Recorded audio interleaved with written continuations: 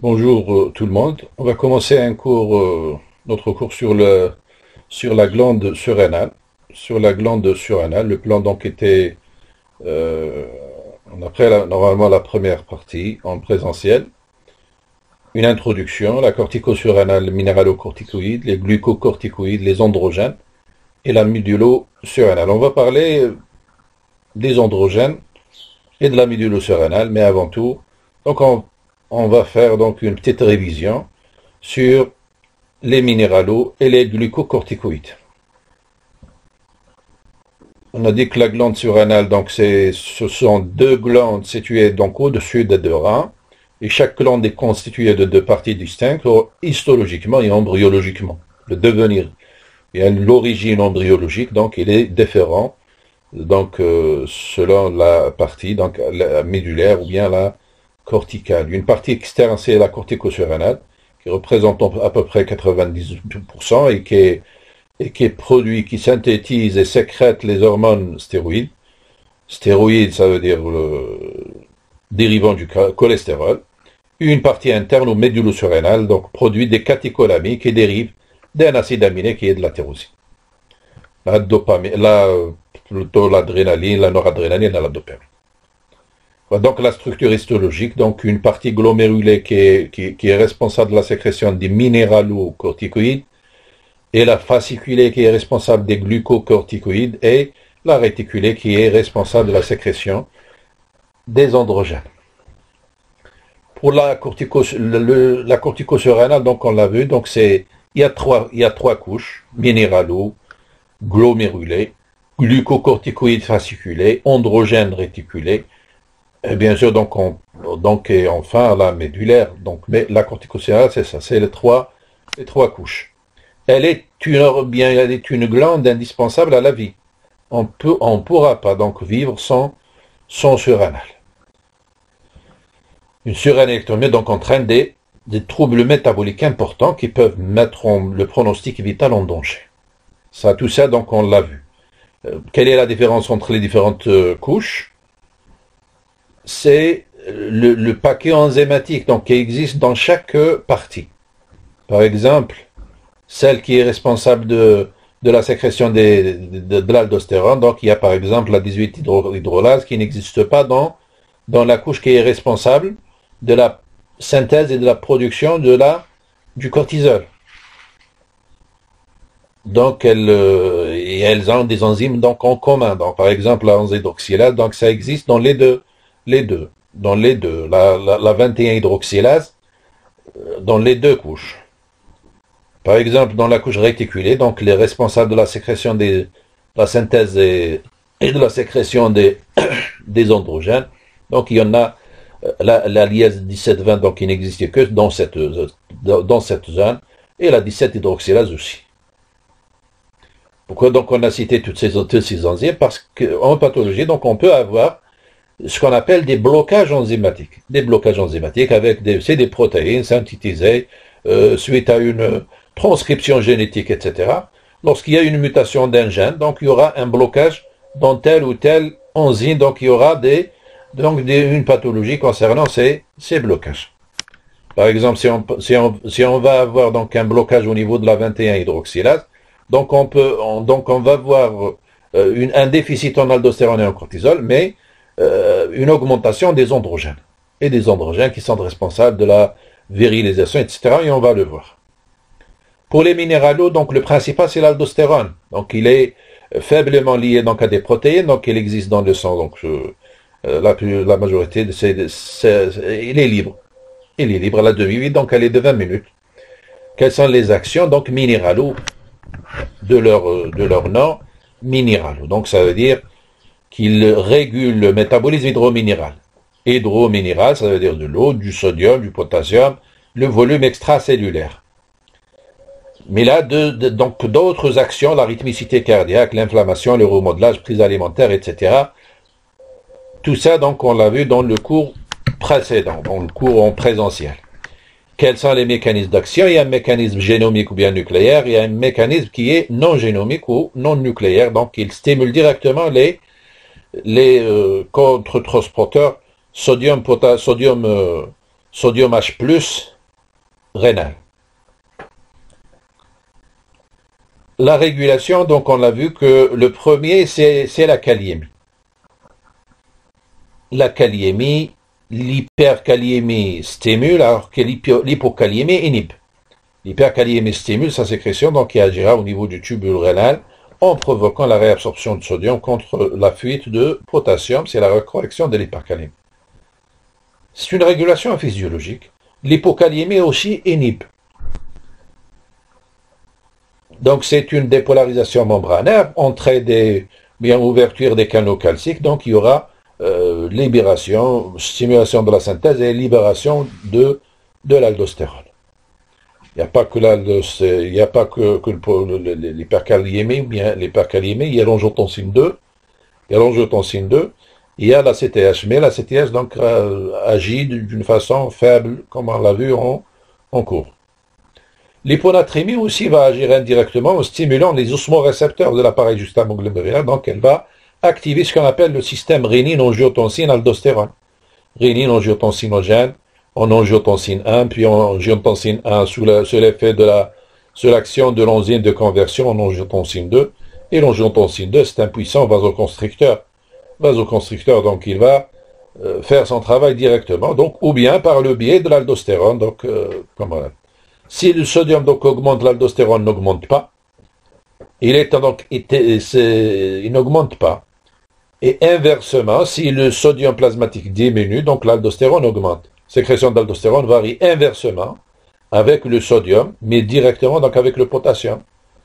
Quand il y a une hyperkaliémie, donc il y aura un hyperaldostéronisme, bien une hypersécrétion d'aldostérone. Et lorsqu'il y a hyposodium, hyponatrémie, donc il y aura hyperaldostérone.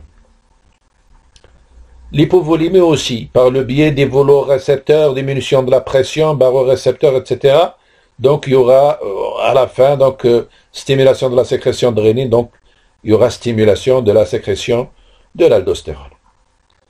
L'hypovolémie, donc elle peut être due à des hémorragies, à des déshydratations, dues aux pertes digestives, rénales, une diarrhée par exemple, diarrhée profuse, donc va entraîner une hypovolémie. L'hypovolémie, par le biais de ces différents mécanismes, jusqu'à arrivant donc à la rénine, donc il y aura stimulation de la libération de l'aldostérone, donc grâce à l'angiotensine 2. Les cellules cibles de l'aldostérone peuvent être aussi la muqueuse intestinale, le côlon, donc les glandes salivaires et sudorales. Les glandes salivaires et sudorales, donc là où il y a donc l'échange donc sodium, potassium, sodium H+, donc il y aura un effet de l'aldostérone. Il y a d'autres facteurs donc qui entrent dans la régulation. On a le peptide natriurétique qui inhibe la sécrétion de rénine, donc il diminue la réponse de la cellule glomérulée de l'angiotensine. Il est anti-aldostérone, si on peut dire. Il est anti-aldostérone. Donc en inhibant donc la sécrétion de rénine, il va diminuer donc la réceptivité de la cellule glomérulaire donc à l'angiotensine 2. En plus du rythme circadien, donc nuit et jour. Donc la nuit, donc il y aura des pics, etc. Donc, et le jour, donc il y aura une variation donc selon les états physiologiques, donc le repas, donc la position assise, la position couchée, etc. L'aldostérone augmente avec les glucocorticoïdes durant le stress et la CTH c'est un stimulant majeur, mineur. C'est un stimulant mineur de la sécrétion des minéralocorticoïdes, spécialement le diacyl, plutôt le déoxycortisol. Alors le système rénine-angiotensine, le foie, l'angiotensinogène, en angiotensine 1, en angiotensine 2, aldostérone. Donc voilà les facteurs donc qui rentrent dans la régulation de ces différents mécanismes donc du système rénine-angiotensine. On a par exemple la diminution du débit rénal, l'hypovolémie, l'hémorragie, l'hyponatrémie, la souffrance cellulaire, l'hyperkaliémie, etc. Donc ont un effet positif. L'hyperkaliémie, donc elle agit directement sur les cellules. Alors que l'hypovolémie, donc l'hypovolémie et l'hyponatrémie vont agir indirectement sur l'aldostérone par le biais de la rénine. L'hypernatrémie, donc à l'inverse, donc avec l'ANF, avec le facteur natriurétique atrial, donc ont un effet négatif sur la sécrétion de rénine. sécrétion de rénine, qui est une enzyme sécrétée par qui? Par le rein. Par le rein, donc elle va activer, donc elle va faire donc procéder donc à la conversion de l'angiotensinogène en angiotensine 1. Et grâce à l'enzyme de conversion, donc on aura l'angiotensine 2 qui a un effet directement sur les cellules cibles, les cellules glomérulées, donc responsables de la sécrétion de l'aldostérone. En plus, le facteur natriurétique a une action directement sur les cellules cibles, sur les cellules glomérulées.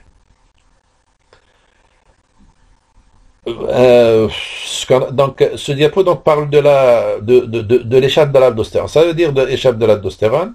Normalement, il y aura une rétention de sodium. L'aldostérone, quel est le rôle de l'aldostérone? C'est bien de retenir le sodium. Donc, il va pas sortir dans les urines. Et cette rétention, normalement, elle doit s'accompagner d'un œdème. Parce que l'eau suit le sodium, etc. Si la concentration d'aldostérone augmente, elle va augmenter la rétention d'eau et de sodium, donc augmentant le volume extracellulaire. Après quelques jours, cet effet disparaît, donc et le rein échappe de l'action de l'aldostérone, donc l'excrétion de sodium donc, et d'eau augmente une autre fois, bien que l'aldostérone est maintenu élevé. Cet effet disparaît. L'effet de l'augmentation du volume extracellulaire disparaît. Donc on a pu expliquer ça par les phénomènes suivants. Donc un tel phénomène donc, explique pourquoi un léger œdème survient dans l'hyperaldostéronisme. Donc la disparition de cette augmentation du volume extracellulaire, ça explique pourquoi on va pas remarquer des œdèmes, donc lorsqu'il y a un hyperaldostéronisme, une hypersécrétion d'aldostérone. On l'a expliqué donc par les phénomènes suivants. Donc une augmentation du volume extracellulaire donc va augmenter la pression artérielle et augmentant donc la diurèse. La diurèse donc va augmenter donc en plus. En plus de la sécrétion du fan, qui cause une natriurèse, donc une fuite de l'eau par l'urine, donc il sera donc le milieu extracellulaire donc sera plus ou moins donc équilibré, donc on n'aura pas d'œdème de franche, bien d'œdème franche lorsqu'il y a un hyperaldostéronisme.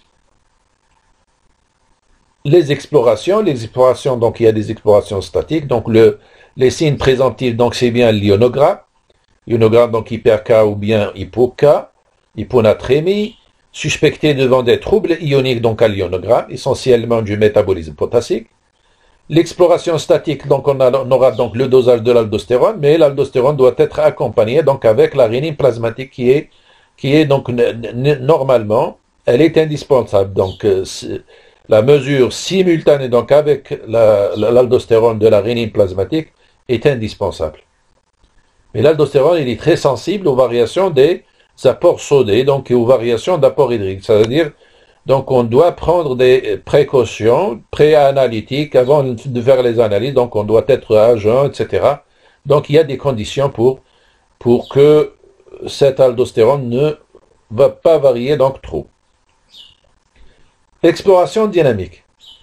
Le recours donc au test de dynamique, donc il est rarement nécessaire dans le cas de l'aldostérone, mais quand même, donc il y a des tests de stimulation. Quels sont les tests de stimulation? C'est de la physiologie. Donc il repose donc sur la stimulation du système rénine-angiotensine, aldostérone, comme on l'a vu dans la schéma, donc l'hypovolémie, l'hyponatrémie, etc. Tout ça vont stimuler le système rénine-angiotensine. Donc on va créer cette hypovolémie, on va créer cette hyponatrémie, donc on va voir. Le premier test, c'est bien l'orthostatisme ou le test de posture, donc pour passage en orthostatisme. Donc c'est le test le plus facile, donc va entraîner une hypovolémie. Donc on va doser donc en position couchée ou bien en position assise. Donc on va doser, donc faire un prélèvement donc en position debout par exemple. Test de stimulation par le furosémie, donc on entraîne une hypovolémie ou une hyponatrémie, donc une hyponatrémie par voie médicale, par des médicaments, par du furosémide. Une déplétion sodée provoquée par la prise de furosémide par voie orale. il y a des tests de stimulation, il y a les tests de freinage. Donc on va charger le sujet. On va charger avec du sodium. Avec du sodium, par exemple, une charge sodée donc induit une situation d'hypervolémie freinant par l'intermédiaire du système rénine-angiotensine, donc la sécrétion d'aldostérone. Donc on va freiner par une charge sodée. Chez le sujet normal, donc normal, ça veut dire normal, qu'il est sain, qu'il n'a pas de pathologie, donc pathologie surrénalienne, ou bien il présente une hypertension. Une hypertension, donc il a une HTA, mais il n'a pas d'hyperaldostéronisme.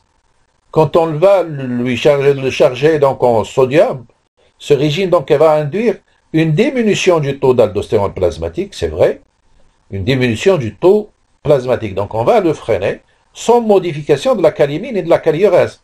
Mais la kaliémie reste toujours normale. La kaliémie reste toujours normale.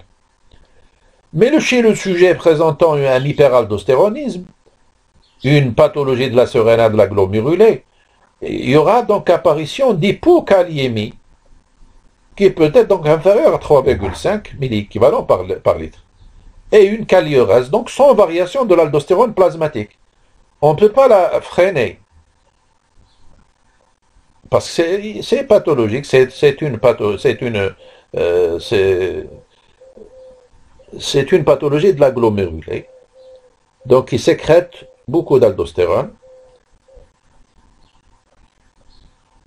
Et il y aura donc variation de la kaliémie, donc l'aldostérone qui peut donc rester normale ou bien augmenter.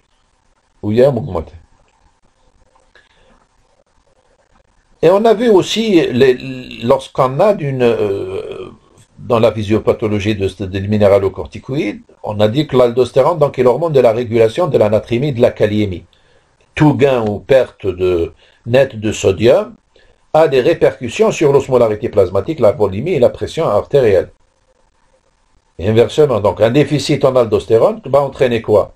Va entraîner une augmentation une hypernatriurèse, une hyponatrémie, une hypovolémie, une hypotension artérielle et une kaliurèse diminuée avec hyperkaliémie, acidose. Donc tout ça, c'est en cas de déficit en aldostérone. Et ce déficit, quand est-ce qu'on le voit? Dans les insuffisances surrénaliennes. Par exemple, donc la maladie d'Addison. La maladie d'Addison. On va la voir donc après, en dernier. Pour les surcharges, lorsqu'il y a une surcharge en aldostérone, donc il y aura l'inverse. Donc une diminution du sodium dans les urines, donc une hypokaliurèse, ou bien une hyponatriurèse, une hypernatrémie, une hypertension artérielle, une augmentation de bien une hyperkaliurèse, une hypokaliémie et alcalose.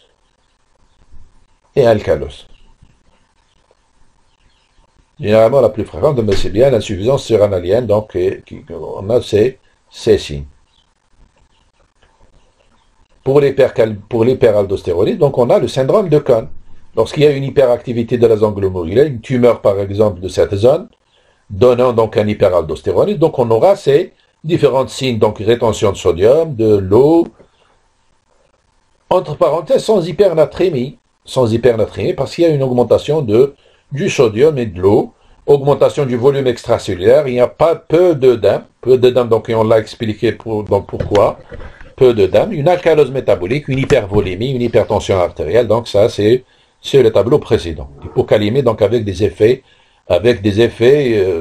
sévères, des effets néphrologiques et cardiologiques. Après les minéralocorticoïdes, on a vu les glucocorticoïdes ou bien corticostéroïdes, qui sont synthétisés, sécrétés par la fasciculée. 90% c'est le cortisol. 90% du cortisol donc est lié donc à la transcortine. Ces glucocorticoïdes sont le cortisol, dioxycortisol, etc. Donc il y en a plusieurs donc types de bien plus donc un nombre important de glucocorticoïdes. Le principal c'est le cortisol. 90% du cortisol donc est lié à la transcortine et très peu à l'albumine, et 5% sous forme libre. Donc on a dit que la forme libre donc c'est c'est la forme active. C'est la fonction biodisponible, donc qui est active du cortisol. La CBG, elle est synthétisée par la corticopénétronscortine, cortisol binding globulin, donc qui est synthétisée par le foie. Les œstrogènes stimulent sa synthèse.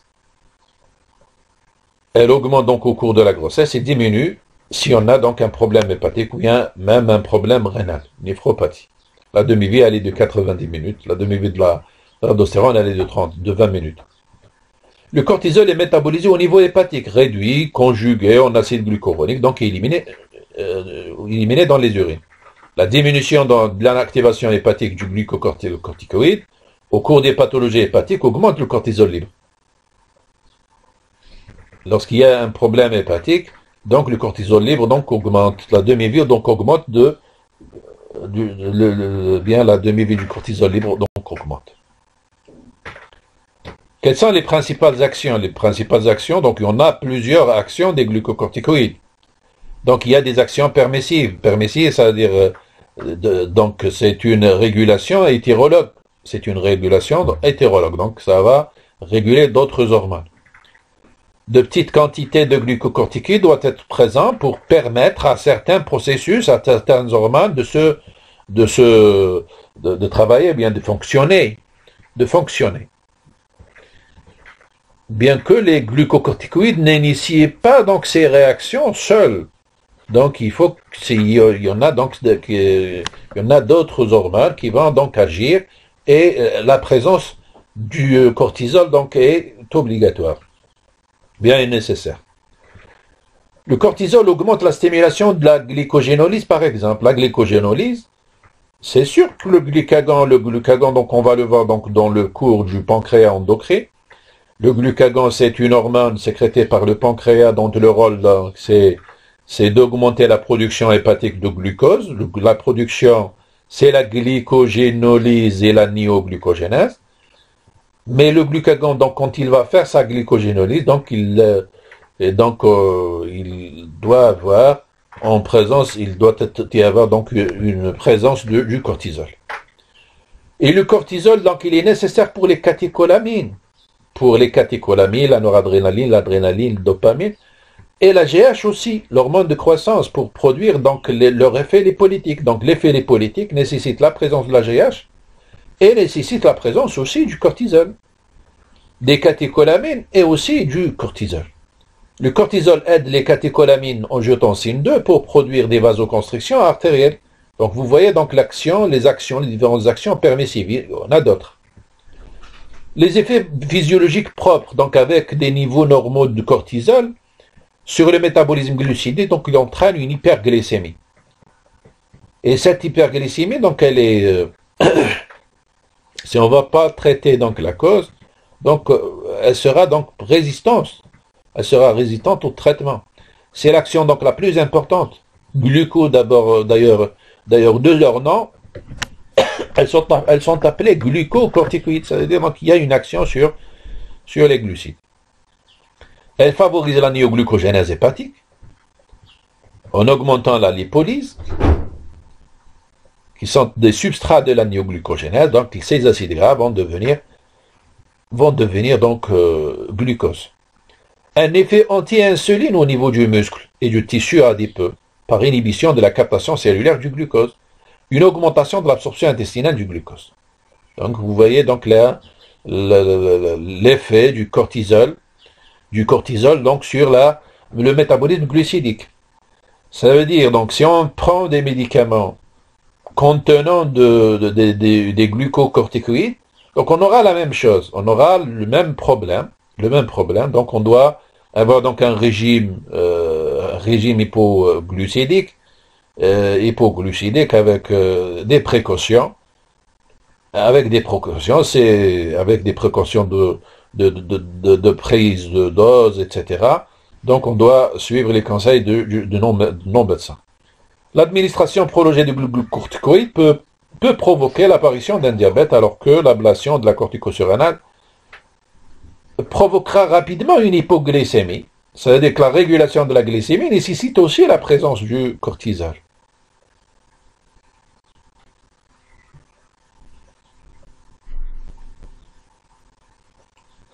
Pour le métabolisme des protéines, donc à concentration élevée, extra-physiologique, donc le cortisol stimule la protéolyse. Protéolyse extra-hépatique, ça veut dire les muscles, la peau, les tissus conjonctifs, l'os. Si elle va toucher l'os, donc on va avoir ce qu'on appelle l'ostéoporose. Donc en augmentant la mobilisation du calcium. C'est la même chose, donc quand on prend donc, les glucocorticoïdes d'une façon donc sur une durée prolongée. Donc on aura une fonte musculaire importante, également ostéoporose. Pour le métabolisme lipidique, donc il est un peu complexe, donc il y aura une action lipolytique, activation de la lipase hormonale sensible du tissu adipeux. Le cortisol favorise la mobilisation et la libération d'acides gras libres dans le plasma à partir des triglycérides du tissu adipeux et du foie. Mais en plus de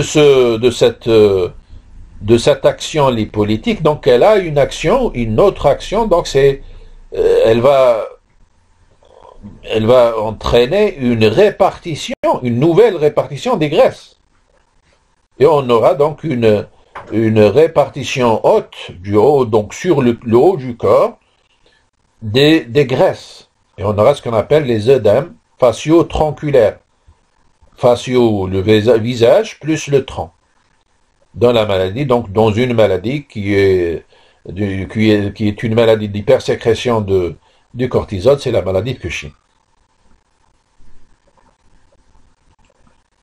Action hydroélectrolytique faible stimule la filtration glomérulaire.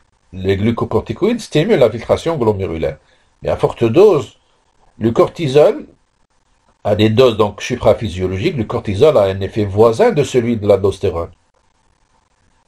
Le récepteur donc à l'aldostérone peut recevoir aussi le cortisol, mais à des doses supraphysiologiques. Il provoque une rétention sodée, une fuite urinaire de potassium, d'ion H+, alcalose hypokaliémique. La puissance est minime dans la celle de l'aldostérone. L'hypercortisie, donc on aura une hypertension artérielle, hypocalémie. Les glucocorticoïdes s'opposent à l'action aussi de l'ADH. S'opposent à l'action. Donc un blocage compétitif, donc ça veut dire qu'ils vont sur le récepteur de l'ADH. Donc ils vont bloquer donc ça là d'une façon compétitive l'effet de l'ADH ou bien le catabolisme de l'ADH. Et ils vont aussi jouer donc leur rôle sur la sécrétion. Donc ils s'opposent à l'action de l'ADH. Mais stimulent la sécrétion du FAN de l'AMP ou bien du FAN. Atrial natriurétique peptide ou bien FAN, facteur natriurétique atrial. Pour le métabolisme calcique et l'os, donc les glucocorticoïdes entraînent une baisse de l'absorption intestinale du calcium, une augmentation de la calciurie, conséquence de l'accroissement et de la résorption osseuse, donc la résorption osseuse va augmenter, et de l'inhibition de la réabsorption tubulaire du calcium, parce qu'il y a une augmentation de la calciurèse. L'excès prolongé de cortisol est responsable d'une ostéopénie. Chez l'enfant aussi, donc elle peut arrêter la croissance, elle peut réduire la croissance, même arrêter.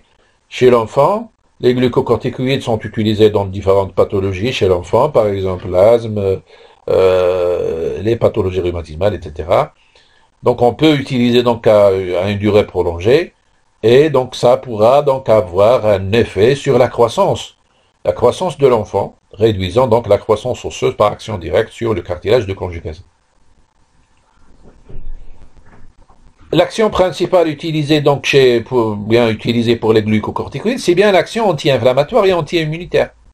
Anti-inflammatoire, par le biais de l'inhibition de la synthèse des différentes composants de l'inflammation, qui sont les lysozymes, les interleukines, etc. En plus, la perméabilité capillaire va diminuer grâce à eux. Il diminue le tissu lymphoïde, les eosinophiles et même sur les cellules de l'inflammation. En plus, les cellules productrices des anticorps. Des anticorps, vous voyez donc l'action anti-inflammatoire, comment qu'elle est large. Ce sont aussi des anti-allergiques puissants, largement utilisés dans le traitement des maladies allergiques. Ils suppriment les manifestations des allergies par diminution de la sécrétion d'histamine. L'allergie, c'est quoi? C'est la production de ce qu'on appelle l'histamine par des mastocytes, par des cellules productrices d'histamine. Et l'histamine, donc, va engendrer ces bouffissures, ces œdèmes, cette urticaire sur la peau, etc. Donc, les corticoïdes donc, vont entraîner donc une diminution de la sécrétion de cette histamine. Mais l'action, donc, elle est plus ou moins prolongée par rapport donc, à d'autres médicaments qui sont les catécholamines, utilisés donc, dans les réactions allergiques. Pour les cellules sanguines, donc le cortisol stimule l'érythropoïèse. Il tend à augmenter le nombre des neutrophiles et des plaquettes. D'ailleurs, donc, il est utilisé en cas de, par exemple, de thrombopénie idiopathique. Thrombopénie, c'est quoi? C'est les plaquettes quand ils vont être diminuées, mais pathologie non identifiée, ou bien elle n'est pas connue, inconnue. Donc, on a observé lors de l'utilisation des glucocorticoïdes que le taux de plaquettes donc va augmenter. Donc elle est utilisée pour augmenter le nombre des neutrophiles circulants et aussi des plaquettes. Pour le système cardiovasculaire, le cortisol potentialise l'effet vasoconstricteur des catécholamines. Ça, c'est l'effet permissif. Et par action sur les récepteurs de l'aldostérone, il entraîne une rétention hydrosodée salée. Ça, on l'a vu. Donc, il y a une élévation de la tension artérielle. Maladie de Cushing, donc on aura une hypertension artérielle. Régulation du stress. Et c'est ça l'effet le plus important des glucocorticoïdes. Parce qu'en faisant la lipolyse et la protéolyse, etc., donc il va préparer, l'hyperglycémie, il va préparer les substrats énergétiques nécessaires au cerveau, nécessaires donc pour combattre le stress, les acides gras libres. En plus de leur action permissive pour les catécholamines, donc c'est comme ça donc il va donc rentrer en direct dans la régulation du stress. Même sur le tube digestif, donc il augmente l'acidité gastrique. Lorsqu'il y a une pathologie hypersécrétion d'acide ou bien un ulcère par exemple, donc on ne doit pas donner, sinon donc on doit prendre nos précautions. Pour le système respiratoire, même sur la formation du surfactant, les glucocorticoïdes interviennent. Surfactant aussi, donc on parle de la période fœtale, fœtale, donc ou bien période nouveau-né, donc là, le surfactant, donc qui est un film adhérent donc aux alvéoles nécessaire pour garder cette pression, etc. Donc au niveau alvéolaire. Sur le système nerveux central, il augmente l'excitabilité du système nerveux central. Et en plus, il stimule l'appétit. L'appétit, donc, bien sûr, donc mais entre parenthèses, certains médecins, bien certains praticiens,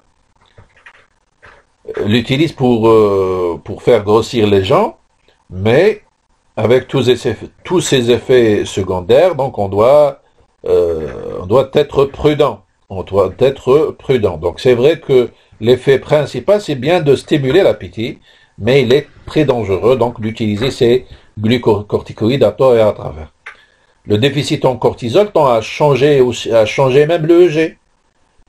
La personnalité, l'irritabilité, l'appréhension et l'inhabilité donc à la concentration. Tout ça donc c'est l'effet lorsqu'il y a un déficit en cortisol. Ça veut dire que le cortisol rentre dans la régulation de tout ça. Sur les hormones, donc ils inhibent la sécrétion de plusieurs hormones hypophysaires. La DH, on l'a vu. Même la GH, même la TSH, même la LH et FSH.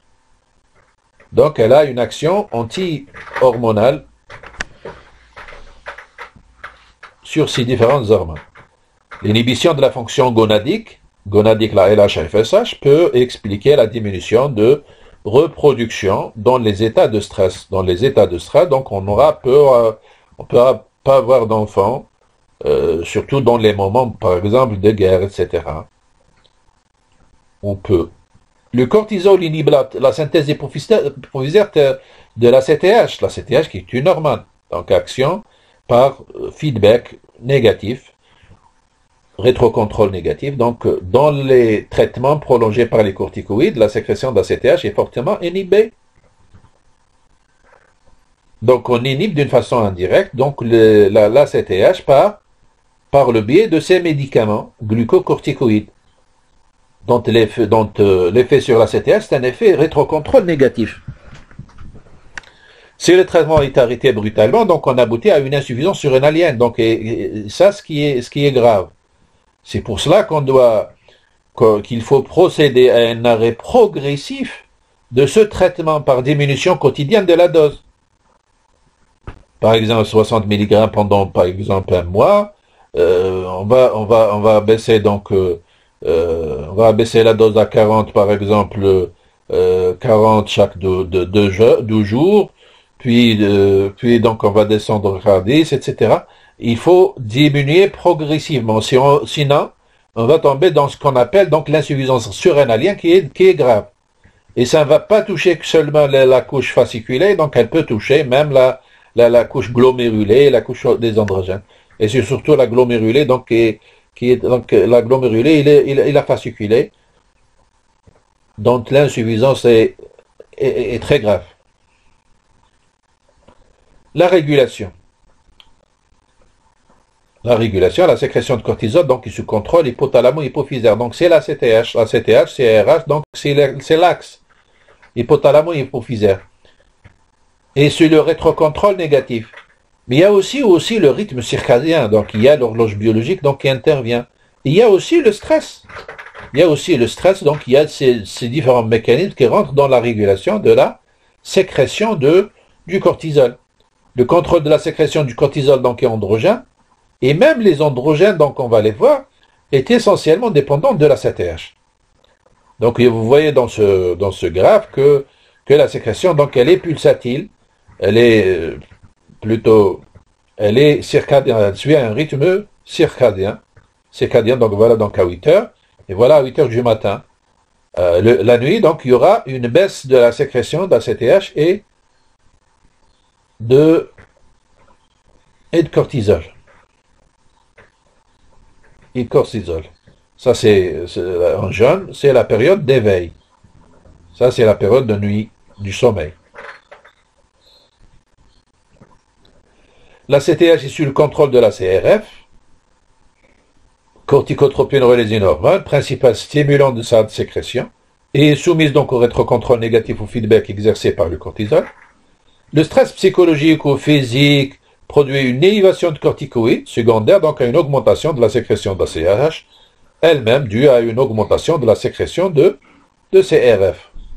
Donc le stress, c'est des signaux neuronaux qui vont agir donc en haut sur l'hypothalamus, sur la sécrétion de CRF, qui va stimuler la sécrétion d'ACTH par les cellules corticotropes hypophysaires. Et la CTS donc va engendrer une hypercortisolémie. Voilà donc les émotions, le stress, etc. via le système limbique, traumatisme via voie spinothalamique, l'afférence du noyau solitaire. Donc il y aura une stimulation hypothalamique avec le rythme circadien, donc avec cette horloge biologique. CRH ou bien CRF sur l'hypophyse, ACTH sur les surrénales par feedback négatif sur la sécrétion de CRH et d'ACTH. Le cortisol protège l'organisme des effets défavorables du stress en ajustant les métabolismes glucidiques, lipidiques et protéidiques. Donc, en combattant, pour combattre donc le stress, les glucocorticoïdes vont subvenir donc aux besoins vont ajuster les métabolismes, les nutriments nécessaires nécessaires pour protéger donc l'organisme des effets défavorables du stress, donc glucides, lipides et protéines.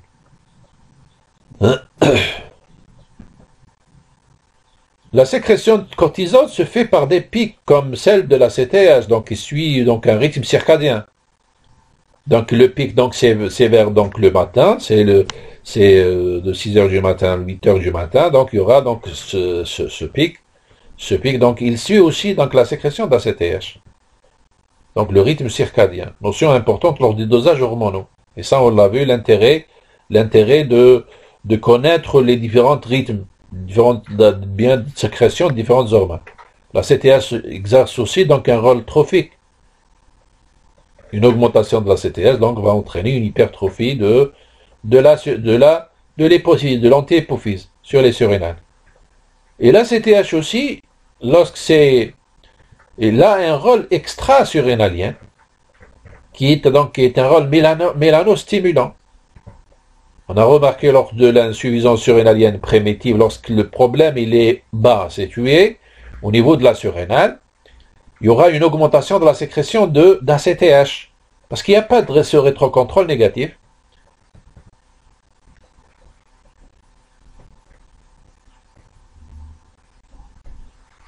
Il n'y aura pas donc ce rétrocontrôle négatif, donc on a rencontré des problèmes dermiques, des problèmes de la peau, qui sont, donc c'est la mélanodermie. Ça veut dire que la CTH stimule ces cellules mélanocytaires. La CTH avec un récepteur membranaire à ce domaine membranaire, protéine G, activation de l'adénylcyclase, en plus des phosphatidylinositol, phospholipase C, et P3, donc et déacylglycérol, phosphorylation des différentes protéines A et C. Il y aura donc à court terme augmentation de la libération hormonale, du cortisol, augmentation de l'androgène, augmentation de la production du prégnénolone, qui est donc la deuxième phase après le cholestérol, donc il va se transformer donc en prégnénolone à partir du cholestérol. Donc l'augmentation de la production de ce passage du cholestérol en prégnénolone, donc fait intervenir dans la CTH ou bien le cortisol, le glucocorticoïde. À moyen terme, augmentation des cytochromes des voies de biosynthèse, augmentation des récepteurs aux LDL. LDL, c'est quoi? LDL, c'est des protéines transporteurs de lipides. Les lipides sont des molécules lipophiles, donc ils doivent être transportés par ce qu'on appelle les lipoprotéines. Les lipoprotéines. Et à long terme, donc, un effet trophique, augmentation de la taille des corticosurrénales, et un effet synergique sur les EGF, avec les GF. Explorer. L'exploration, donc, c'est le cortisol total, c'est le cortisol libre surtout. Le cortisol total, l'intérêt, c'est quand on dose le matin et la nuit, par exemple. Donc, on va étudier le rythme. S'il y a une disparition du rythme, la disparition du rythme constitue l'un des premiers signes d'un hyperfonctionnement. On va doser le matin, donc on va trouver donc un taux élevé.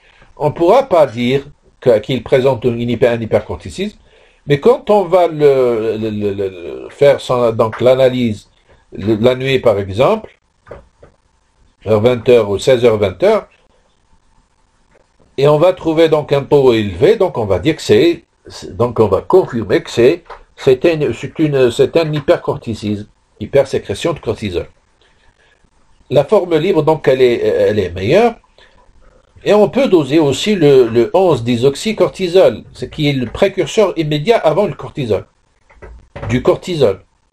Précurseur immédiat, ça veut dire la réaction donc, qui fait transformer donc, la 11-désoxycortisol en cortisol. Présente un intérêt particulier en cas de blocage enzymatique. Et voilà l'intérêt de connaître donc les enzymes. Un blocage enzymatique de la 11-hydroxylase qui va transformer la 11-désoxycortisol en cortisol. ACTH plasmatique. Et le cortisol libre urinaire. Le cortisol libre urinaire, le cortisol libre donc dans le plasma et dans les urines. Même dans la salive. Dans la salive, on peut doser. Et c'est un indicateur très sensible donc au syndrome de Cushing. Hypersécrétion de cortisol. pour les chiffres, donc les chiffres ne sont pas nécessaires à apprendre par cœur. Mais les connaître, c'est mieux. C'est mieux, donc en se préparant pour les années prochaines, Inch'Allah. Pour les tests de dynamique, il y a des tests de stimulation. Donc on va suivre donc, le schéma physiologique. Quel est le stimulant majeur de la sécrétion de cortisol? C'est bien l'ACTH.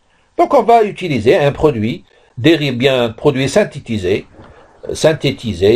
qui est un analogue de l'ACTH, qui est le synactène, testosynactène.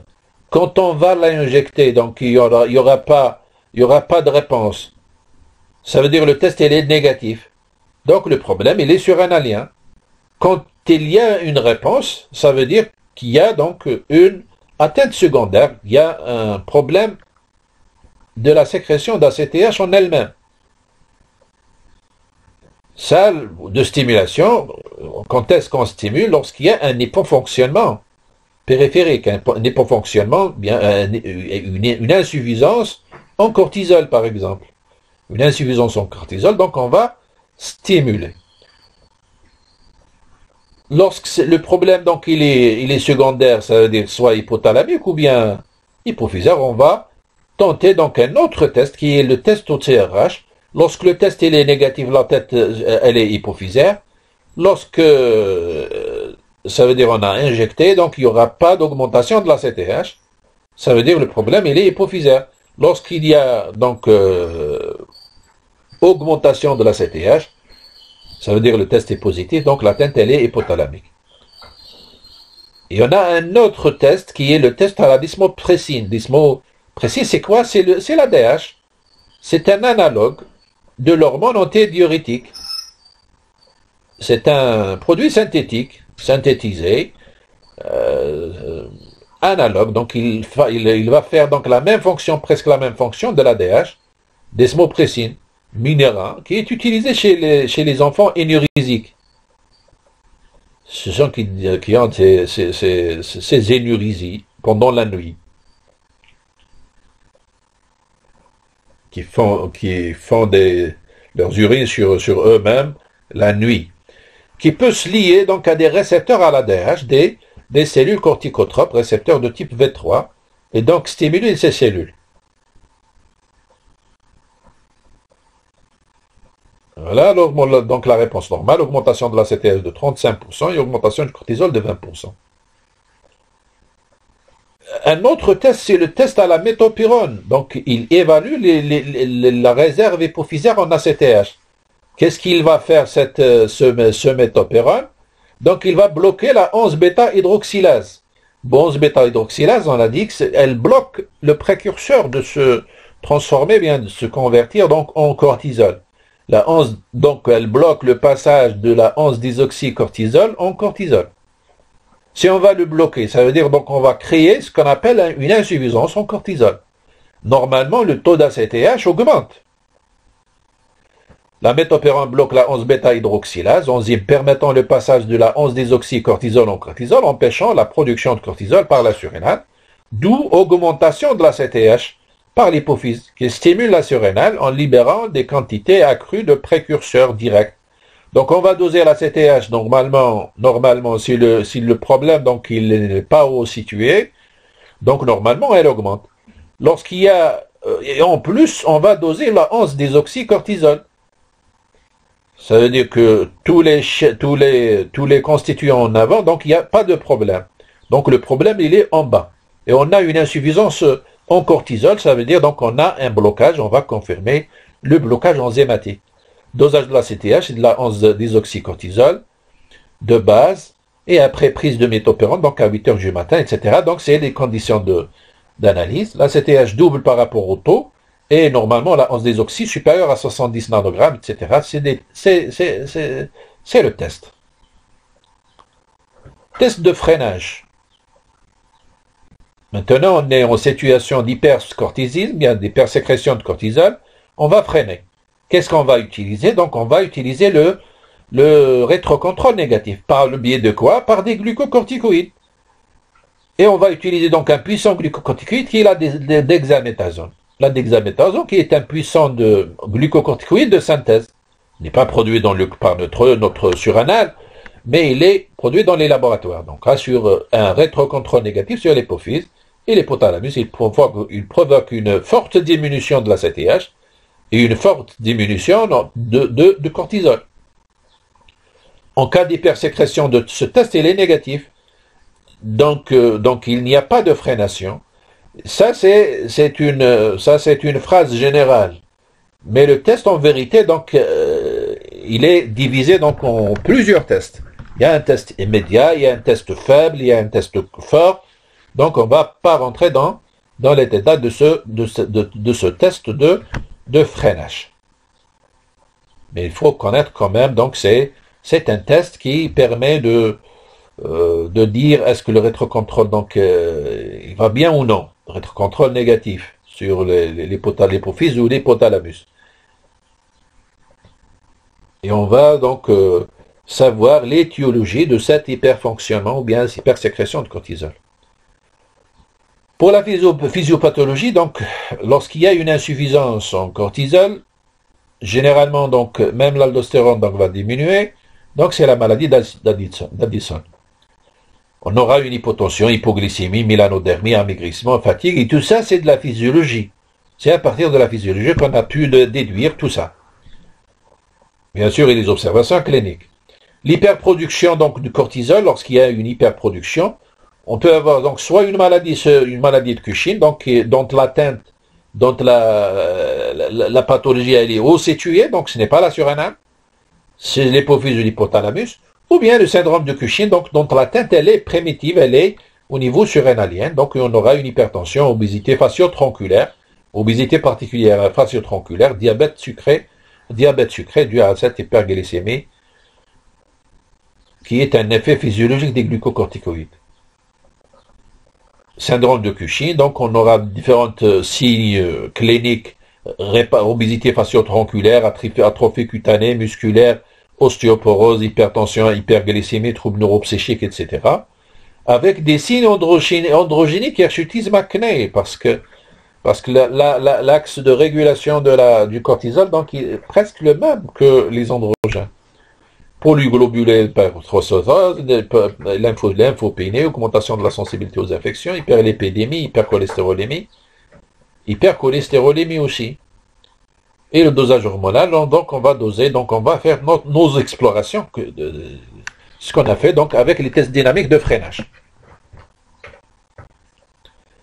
Pour la maladie d'Addison, donc lorsqu'il y a un hypofonctionnement, insuffisance primaire chronique, l'aldostérone, donc on aura des signes en faveur de l'hypoaldostéronisme et en faveur d'une hyposécrétion de cortisol. Et le diagnostic, donc par les différentes explorations qu'on a déjà, c'était la CTH, le dosage de la cortisolémie, de l'aldostéronémie, si on peut faire des tests de stimulation et de stimulation, donc on va les faire. Arrivons donc à notre partie donc qu'on n'a pas terminée, donc c'est les androgènes surrénaliens. Ils sont synthétisés par qui? Par la zone réticulée. On a la dihydroépiandrostidione et l'androstidione. Sous la dépendance de quoi? De la CTH. Avec donc cette zone aussi produit une quantité minime d'œstrogène. Ces androgènes, donc, on va les voir, qui vont se transformer donc en testostérone, donc et on va avoir donc leur action. Les actions, le rôle biologique des androgènes surrénaliens donc est négligeable chez l'homme adulte. Chez l'homme adulte, on n'a pas vraiment d'effet. Mais chez l'enfant et chez la femme, donc oui, ils ont un effet. Chez l'enfant garçon donc aux filles, et chez la femme. Ils ont un effet, ce qu'on appelle un effet virilisant. Un effet virilisant. C'est quoi virilisant? Ça veut dire masculinisation. Les signes chez une fille, donc il y aura apparition de signes de masculinisation. Par exemple, les poils, la voix, etc., l'acné. En plus de l'anabolisme protéique et la croissance. Des androgènes est due à leur conversion périphérique en testostérone. Donc, les androgènes vont se convertir en testostérone en périphérie, ou à leur production donc excessive lors d'un déficit enzymatique. Par exemple, lorsqu'il y a un déficit enzymatique, il y aura un déficit enzymatique, par exemple, de la 21 hydroxylase. On aura peu d'aldostérone et de cortisol, et on aura une hyperandrogénie. C'est ça le blocage, bien un défaut enzymatique. Ou lors des tumeurs sécrétrices d'androgènes.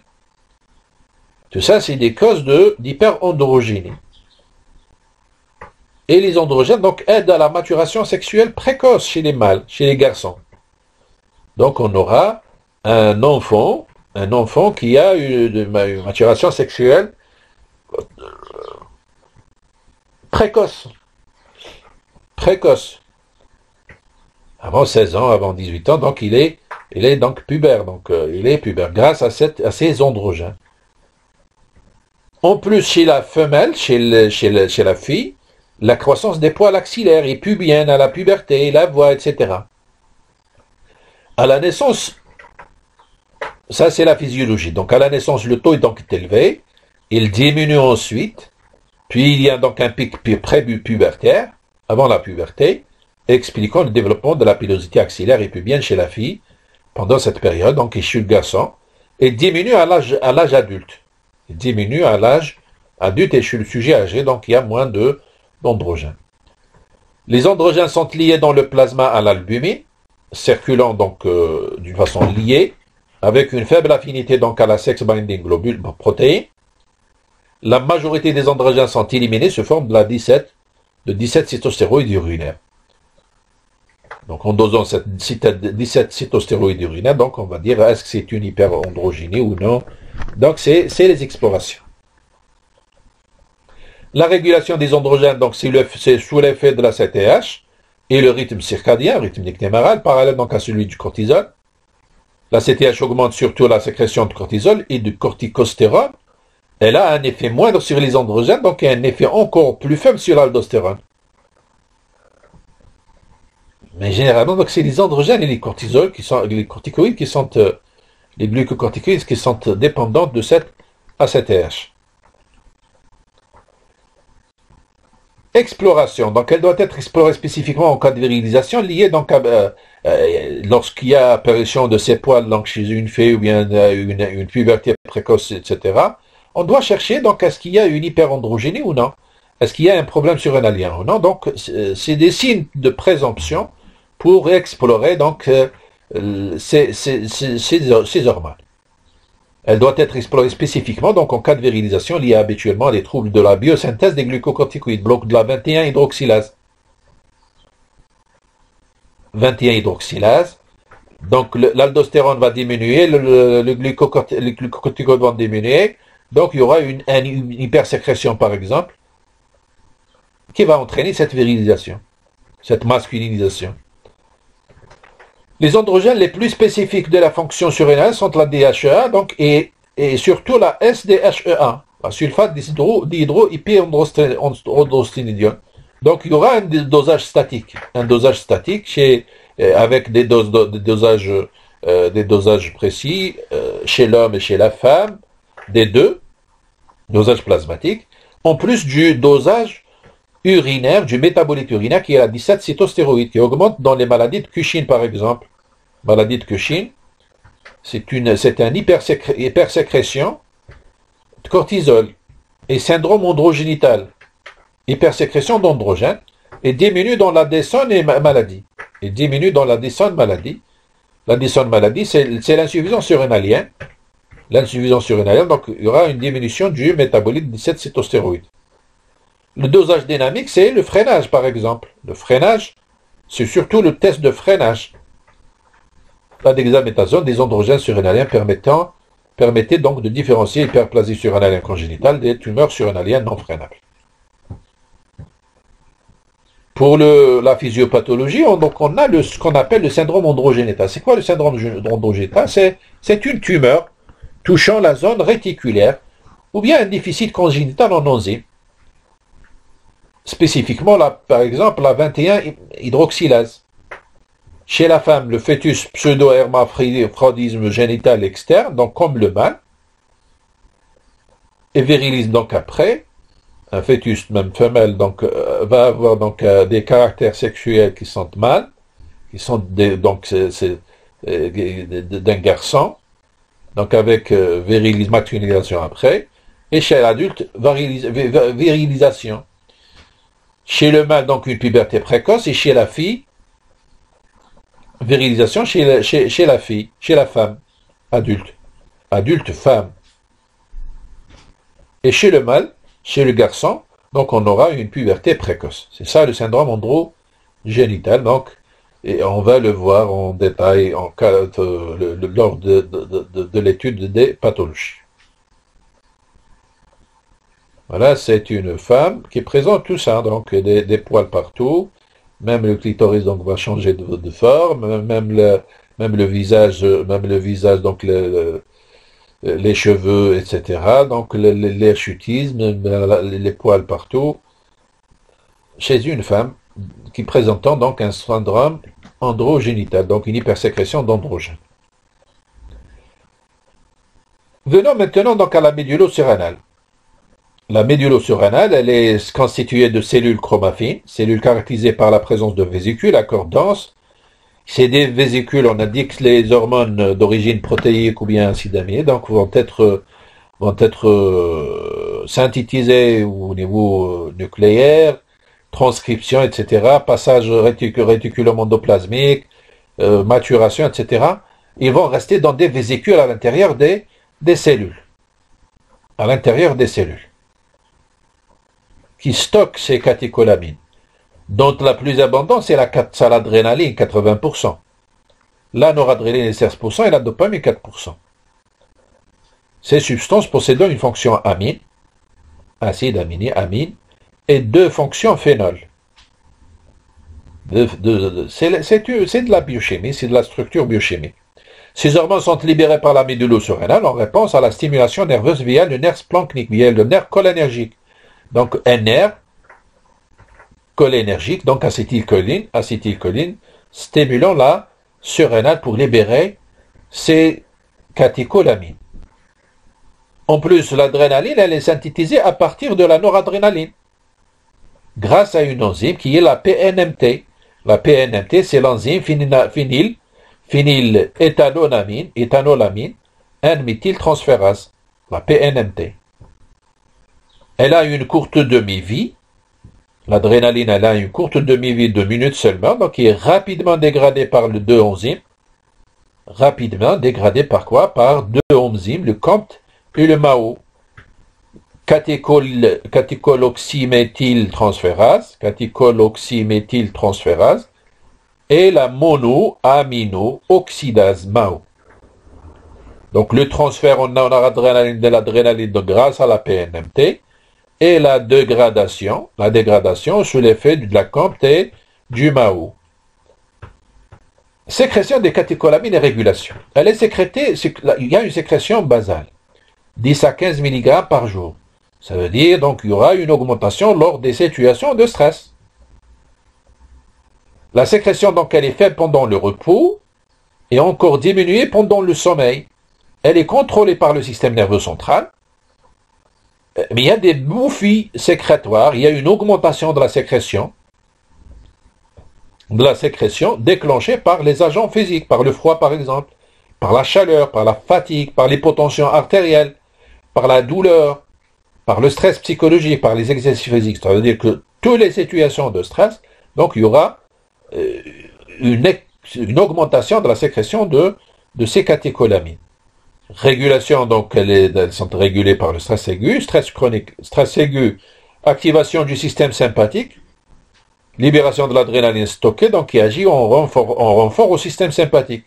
Le système sympathique, c'est le système du stress aigu. Lors du stress aigu, donc il y aura donc le système sympathique donc avec une fibre nerveuse pré-ganglionnaire et post-ganglionnaire.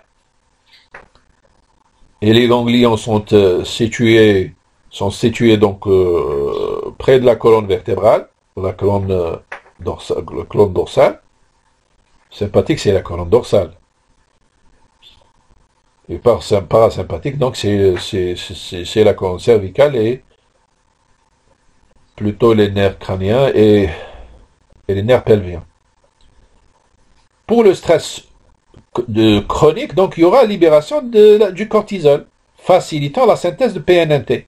Ça veut dire que la PNMT, l'enzyme responsable de la transformation de l'adrénaline en noradrénaline, nécessite la présence du cortisol.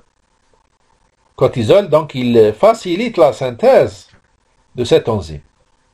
Voilà la régulation du stress aigu. Donc, le système sympathique, à l'acétylcholine, donc il y aura libération du noradrénaline, de la noradrénaline. Il y a un effet sur la médullaire surrénalienne, par le biais toujours de l'acétylcholine avec un récepteur nicotinique, et il y aura libération de l'adrénaline, la noradrénaline, une hormone.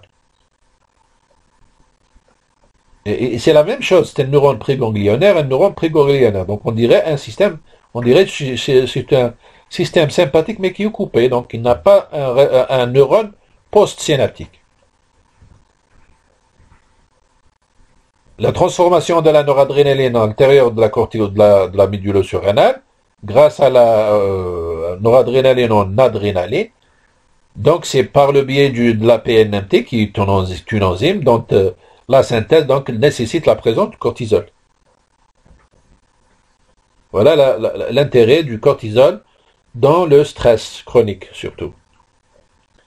La demi-vie des catécholamines, elle est de l'ordre de la seconde. C'est une demi-vie qui est très courte. Recapture par les cellules donc, qui ont libéré, ou bien la capture par des récepteurs membranaires des cellules spécifiques des tissus effecteurs, ou bien une activation hépatique ou rénale. Excrétion de dérivés inactifs dans les urines. Les dérivés inactifs sont l'acide vanille-mendélique et les dérivés méthoxylés. Donc s'il y a une hypersécrétion de médullo-surrénalienne, donc on peut doser parce qu'il y a des pathologies qui peuvent toucher la médullo-surrénale. Puis au chromocétone par exemple. Donc on va doser ce qu'on appelle l'acide vanille-mendélique au niveau urinaire ou bien les dérivés méthoxylés. Quelles sont les actions? L'adrénaline agit en renfort au système nerveux sympathique, ça on l'a vu. Les récepteurs spécifiques donc sont très largement distribués, mais on a plusieurs types. Donc on a la alpha 1, les alpha 2, bêta 1, bêta 2. Pourquoi tous ces récepteurs? Tout simplement parce qu'on a des effets variables lors du stress et parfois contradictoires. On va prendre un exemple, par exemple alpha 1, donc elle va entraîner une constriction, une contraction, alpha 2, présynaptique rétrocontrôle négatif, activation cardiaque par exemple bêta 1, bêta 2, relaxation. Donc vous voyez donc l'intérêt de la présence de ces différents récepteurs. Parce qu'il y a des effets différents. Il y aura des effets différents lors du stress. Exemple, par exemple, sur l'organe, sur les récepteurs bêta 1 au niveau du cœur, on aura par exemple une tachycardie. Lors du stress, donc, on aura une tachycardie. Une augmentation de la force de contraction, de la vitesse de conduction, de l'excitabilité. Donc, c'est grâce à ces bêta 1. Au niveau des vaisseaux, par exemple, bêta 2 et alpha 1, on aura une dilatation. Et on a une constriction. Constriction, augmentation de la pression artérielle. Des effets même contradictoires. Donc, pour les muscles lisses, donc, contraction du sphincter. Contraction du sphincter interne, par exemple, de l'œsophage, anal, urinaire, etc. Bronchodilatation, par exemple, dilatation des bronches, grâce donc au récepteur bêta 2, relâchement musculaire, un relâchement des muscles lisses intestinales, de la vessie, par exemple, bêta 2, alpha 1. Une midriase, par exemple, donc, grâce donc au récepteur alpha 1. Et c'est ça le stress. Le stress, c'est quoi? C'est une réaction d'alerte qui va donc en premier, donc midriase donc par alpha 1, c'est optimiser la vision. La vision doit être donc optimale. Préparer à l'action, dilatation bronchique, activation cardiaque, fréquence cardiaque, contractilité, grâce au récepteur bêta 1 par exemple, vasodilatation musculaire, coronarienne, bêta 2, glycogénolyse. garantir les substrats énergétiques, garantir les nutriments, le glucose, les acides gras, grâce à cette bêta 2, à ces récepteurs bêta 2, donc aux catécholamines, à l'adrénaline ou noradrénaline, freine les systèmes non impliqués donc à la réaction d'alerte, à la réaction de stress. Par exemple, la peau donc n'a pas besoin de sang, donc on va entraîner donc une vasoconstriction. Et même au niveau des vaisseaux, des viscères, donc grâce au récepteur alpha 1. Contraction des sphincters, grâce au alpha 1. Relaxation viscérale, donc grâce au bêta 2. C'est ce qu'on appelle donc la réaction d'alerte. La pathologie donc qui peut toucher donc la médullo surrénale, c'est bien ce qu'on appelle le pheochromocytome. Pheochromocytome avec une triade symptomatique, triade donc trois signes principaux qui sont les céphalées donc importantes, des sueurs et palpitations. Palpitations, donc une augmentation de la fréquence cardiaque, sensible, des sueurs, céphalées, des douleurs, des maux de tête. Donc les signes cliniques, la TLHTA qui est paroxystique, qui est permanente et qui est réfractaire, donc qu'on ne peut pas la contrôler avec une médication, avec même tribulthérapie, hypotension orthostatique fréquente, douleur thoracique abdominale des céphalées, des sueurs froides associées donc à une pâleur, palpitations, triade, céphalée, sueur, palpitation.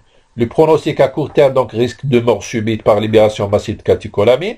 C'est une tumeur hypersécrétante de catécholamine. À long terme, donc une fonction, en fonction de la malignité de ce phéochromocytome, parce que c'est une tumeur.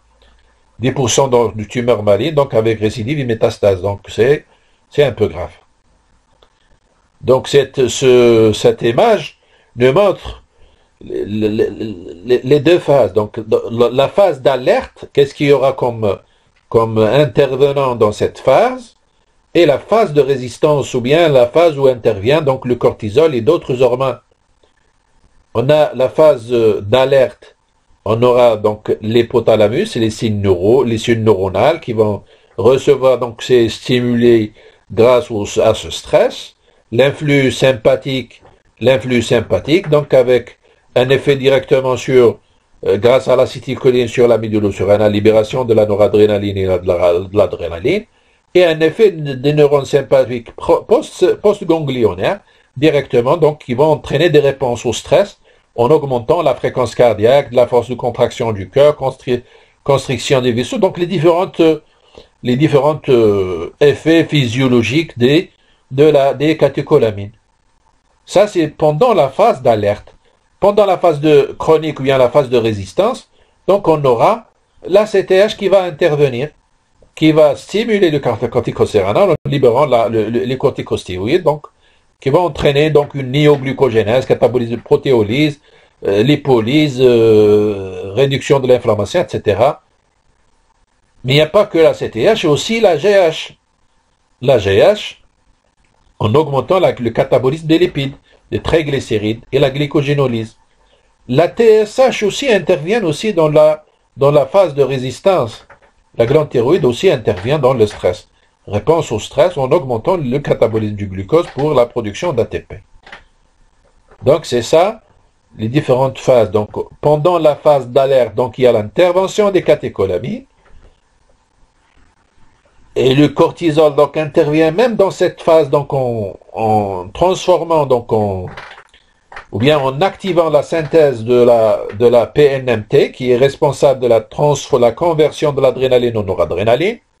Et pendant la phase de résistance ou bien la phase chronique du stress, donc on aura l'intervention du cortisol, des glucocorticoïdes, de l'AGH et des hormones thyroïdiennes. Donc normalement, on a terminé notre cours. Une conclusion, les glandes surrénales sont indispensables à la vie, sont des glandes endocrines indispensables à la vie.